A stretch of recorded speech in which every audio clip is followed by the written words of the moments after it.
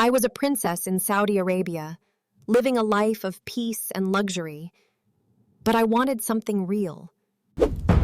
Now while in Italy, wearing a cursed mask, the festival turned into my worst nightmare.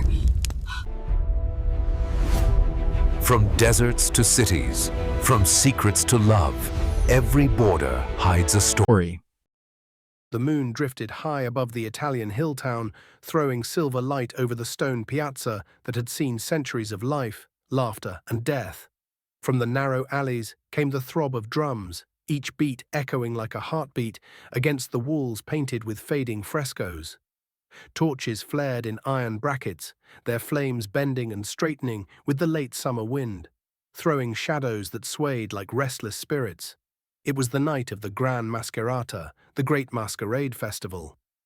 Once every year, the villagers gathered to honor the past, to call on the spirits, and to bind the community together with dance. Outsiders were forbidden, except on this single night, when they were permitted to stand at the edge of the circle, never to cross its boundary. It was a sacred contract between the living and the dead. The dancers flooded into the square, their masks gleaming under the firelight. Some masks glittered with gold leaf, others shimmered with silver, while feathers curled upward like tongues of flame. Sequins flashed each time a body twirled, and painted eyes seemed to blink in the light of the torches. The steps of the dancers beat the stones in rhythm, pounding centuries of tradition into the earth beneath them. The dance was not just art, it was a living prayer, a rope tying the present to the long shadows of the past. Into this sacred world stepped someone who should never have been there. She was a Saudi princess, born far from this land, her life shaped by deserts and palaces. She was meant to remain behind the walls of her villa, guarded and hidden, watching the world at a safe distance.